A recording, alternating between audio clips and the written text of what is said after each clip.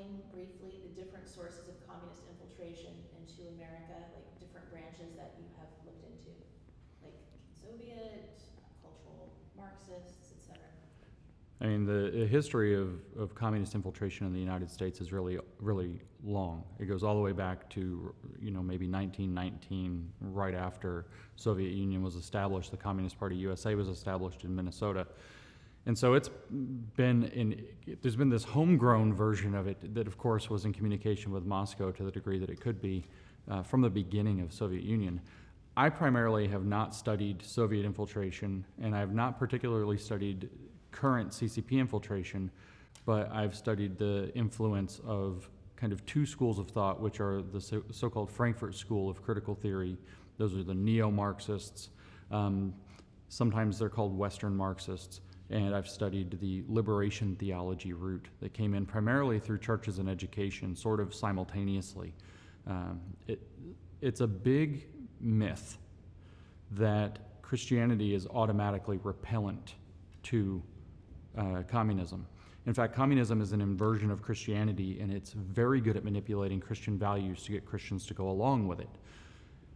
So the Soviets infiltrated the Catholic Church very early on because they saw that the Catholic Church had the capacity to be a real bastion against it, and they thought the only way to control this is to control it ourselves.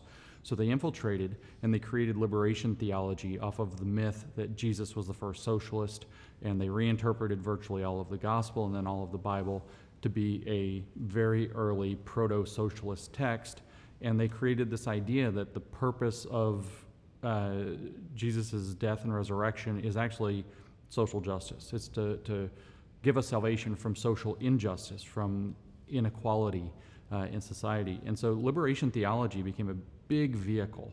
It is probably the single most influential branch of communist thought in education.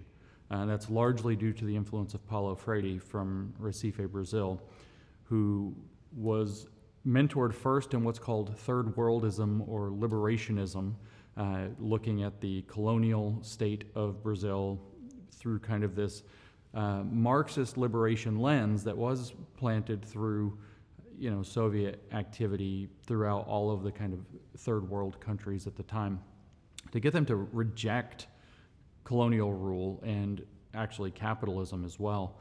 And then he kind of progressed into deeper, more specific Marxist study and liberation theology study. Of course, he was Catholic, and he was brought up in the vicinity, in Recife, in the vicinity of the so-called Red Bishop Dom Elder Camara, who was the bishop of the slums. And it's telling because every time Paulo Freire in his education work gives an example of how to create a generative theme or whatever else to manipulate education, he always talks about the example of the favela, the slum. It's always his first go-to is, let's talk about the image of the slum.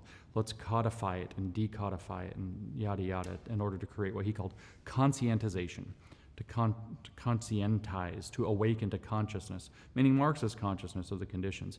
And that was actually a reformulation of liberation theology, specifically into an educational context designed to brainwash peasants so they might be ripe for yet another peasants' revolt. So our education system and our faith systems were both heavily, simultaneously infiltrated by the liberation theology vein, whether it's straight liberation theology in the Catholic style, whether it's black liberation theology that came through James Cone, which is sort of a derivative from that, which is not in the Catholic style, whether even older than that specifically would even be the Fabian model of Walter Rauschenbusch with his social gospel and the Baptist, which is not liberation theology, but it's the same kind of mentality. There have been lots of inroads through Christianity, but a lot of the reason that we've done education has also been to teach Christianity throughout the West. So it became inextricably tied up with education. Paulo Freire's model is to use academic material as an excuse to do radicalization. The academic material, a math problem, a reading lesson, is just an excuse, an opening for the teacher to be able to shift the conversation to a topic of difference. Some people have not. Hey class, that's not fair. Let's talk about how unfair it is. What are some solutions? Socialism, critical race theory, queer theory, those are the solutions. And Paulo Freire's education model was developed specifically to bring that from the lens, unambiguously from the lens of liberation theology, into education. So much so that his later acolytes, such as Henry Giroux, Joe Kincheloe, who are the most prominent for coming up with ideas like critical pedagogy, what's called critical constructivism, and what we literally think of as critical education theory today, they openly say repeatedly throughout their works that liberation theology is the basis for the critical pedagogy method, the education method that we've used. So the inroad into education was through religion, as it turns out, and they were never separated. Now, Paulo Freire became popular in the United States because he was invited in the late 1960s to lecture at Harvard for 2 years. Of course, it's Harvard. And so he's been invited to lecture at Harvard for 2 years, but he only kind of says yes. He only lectured for 6 months at Harvard because he was simultaneously offered an appointment in Geneva at the World Council of Churches. So he comes from no longer Brazil. I think he was in Chile at the time because he was exiled from Brazil for being a radical and a problem. And so he comes from South America. He goes to Boston, and he lectures at Harvard for 6 months. Then at the beginning of 1970, end of 1969, he takes off for Geneva, and for 10 years stayed in Geneva working with the World Council of Churches. And that's to develop this literally communist interpretation of an interfaith movement that would combine Catholic and Protestant and so on. So you can tell with him there, Dom Helder Camara was there, so they separated from Brazil and they come back together in Geneva a few years later, 5 to 8 years later, that they were infusing liberation theology into the World Council of Churches movement also. So the kind of big picture there is that both education throughout the West, which has adopted Paulo Freire's model, and faith throughout the West, which has adopted Paulo Freire's model, or a model he helped contribute to at least, they follow the same track. They're two parts of the same thing. The thing we call woke today came to be in education. It's not from the neo-Marxists as much as we want to just say, here's this straight line from Marcuse through these activists or whatever. That's true. But where the ideology we really call woke, where it really came together, where the missing link is that says, how did this happen, was education. And that was adopting Paulo Freire's model, that was adopting these, what they called European theorists, who would include the critical theorists of the Frankfurt School, the neo-Marxists, but also the French postmodernists. That all happened within the education domain primarily. And these thought leaders like Henry Giroux and Joe Kincheloe are extremely central to that development. They were using a model based on liberation theology so much that Henry Giroux described it in the foreword to Freire's Politics of Education as a prophetic model. And he says it's prophetic in that it invites us to create the kingdom of God here on earth in solidarity with the oppressed. And what he's referring to is Freire laying out a prophetic model for education that's based on educators dying and being reborn, he says, in a literal Easter that replaces the Christian Easter on the calendar, dying and being reborn on the side of the oppressed, which is a model he picked up from Dom Helder Camara. So you have him saying that, but he says the same thing about leaders within the church, that they have to die and be reborn with a true gospel on the side of the oppressed, literally undergoing their own personal Easter to become a different person reborn in Marxist consciousness. So that line of infiltration is extremely important to understanding how our education system, our faith system, and thus our broad culture has shifted to the Marxist over the last 30 years. The neo-Marxist angle can't be ignored either, though. It's very important. The neo-Marxist angle, the history there was that Lenin had tremendous success at installing communism in Russia, setting up the Soviet Union in 1917, but in Europe, the European Marxists were actually kind of, during World War I, were holing up in their nationalities. So nationalism became the thing that was preventing communism.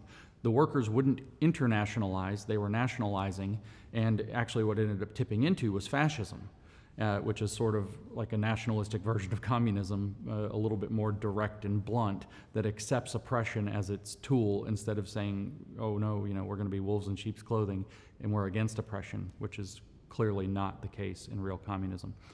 So the Western Marxists in Europe, as distinct from the Eastern Marxists in Moscow, did not know what was going on. Marx was wrong. Europe, the industrial societies were not changing. The peasant societies were changing. And the workers wouldn't band together in their workers' interests. They were sticking in national interests, especially during the war, and they couldn't figure out why. And so Western Marxism, as it's sometimes called, or cultural Marxism, was born. This is Antonio Gramsci and George Lukács, an Italian and a Hungarian Marxist, primarily, who formulated this. The threads are amazing because what we call the Long March Through the Institutions now, which was based off of a Marxist, Rudi Duycki's reading of Mao and his activity, also links to what Antonio Gramsci said. And Gramsci said that we have to go into the cultural producing institutions. We have to enter the cultural producing institutions like religion, family, education, media, law, transform them from within to create a counter-hegemony, a new cultural standard that we're all going to follow, and make it Marxist. That'll make the society ready for Marxism, is by changing the culture from within, by taking over the institutions. Well, that didn't really stick because they didn't know how to get into the institutions. They were very radical still. They were very outside the institutions. They were very excluded from the institutions, especially as we moved from the post-World War II into the 40s and 50s. Communism was not the good guy in America, so it was very hard for them to get into the institutions until Duycki lays out the Long March, until Marcuse writes in 1972 in Counter-Revolution and Revolt that's the right model. He explicitly says Duycki's Long March Through the Institutions model is the way to go. We have to infiltrate the professions, we have to infiltrate, he said, education at all levels, and then it was just a matter of figuring out how to make that work. It turns out the answer was in education. And that brings us back to the early cultural Marxist, the other one, George Lukács, because George Lukács, the Hungarian, wrote a book in 1923 called History and Class Consciousness, where he lays out his ideas for why Marxism's not working in Europe. And he's been a part at this point of the failed, well, temporarily, I'll just say failed. He's been a part at this point of the failed Soviet Revolution in Hungary, and he was actually, for a few months, the deputy minister or commissar of education in Hungary while it was under the Soviet regime of Bela Kun. And so he's writing this book, and what he observes about class consciousness, very famously, is, it doesn't spontaneously arise. It's something you teach, and you teach it in stages. There's the first stages of class consciousness, which are realizing that there's classes. There's the second stages, that there's an upper class and a lower class, and you're in the lower class. There's the third stage, which is those two are part of one intrinsic whole. They are part of a dialectic. And so you can't separate them from one another. There is no oppressed without an oppressor.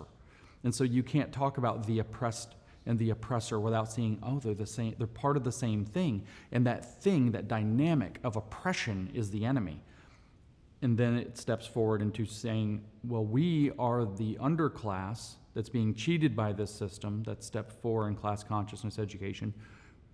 But if we band together, we have the power to change history. We are not submerged people. We are not excluded from the processes of history. We just have to work in solidarity to transform history.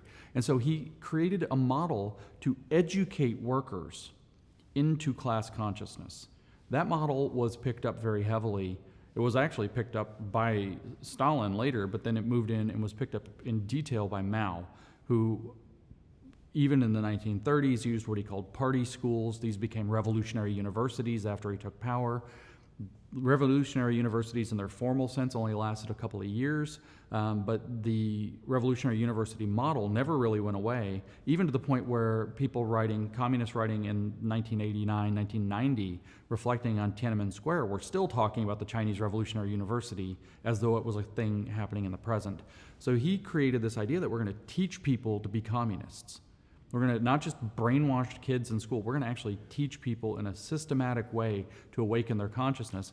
And that's what Paolo Freire did, is he said, well, let's operationalize this through a method of conscientization, and that's critical pedagogy. So the infiltration there's a lot of interplay between Western Marxism and Third World Marxism, liberation theology that was always happening. Nevertheless, the neo-Marxists themselves, Herbert Marcuse probably most particularly, was going around whipping up a radical movement very successfully. He was probably the most famous and most popular, well-read Marxist in the 1960s, probably, period. Certainly in the United States. And his radical movement was based very much off of what he was observing as he saw as a success under Mao in China. It was what he understood of Marxist theory, but adapted to the Western context. And so Marcuse's ideas, whether it's repressive tolerance, which is that ideas from the left should be given tolerance and ideas from the right should be not given tolerance. That's as simple as it gets. Whether it's the ideas that socialism has the right ideology, but it can't produce. Capitalism can produce, but it's not sustainable, so we have to somehow work through those two dynamics to find kind of a happy middle ground. In other words, we're going to now infuse capitalism and socialism into one model. That's his one-dimensional man. The second chapter in particular outlines that. That's 1964. His essay on liberation calls for these liberation movements all over the world to take the Maoist insurgency approach, to remake man to be socialist at the biological level. That's the first chapter of Essay on Liberation, is a biological foundation for socialism. To be fair, it ends with that title ends with a question mark. He's asking, is there a biological foundation for socialism? And he says we have to remake people at the level of their vital needs. And he says that the people that are most susceptible to that are students, and people that are in what he calls ghetto populations, which would be racial, sexual minorities, feminists, outsiders, mentally ill, criminals, and so on. Anybody who's been ghettoized by society. And so he's very deliberate in bringing this theory forward and the Maoist insurgency model forward into the West, very influential, probably the single most influential of the neo-Marxists. So these are the characters and the methods by which communism has been not just coming into the United States and in the rest of the Western world, but in fact has been adapting itself to be a part of Western culture so that it just feels like it's part of our water and our cultural heritage for the last at least 50 years.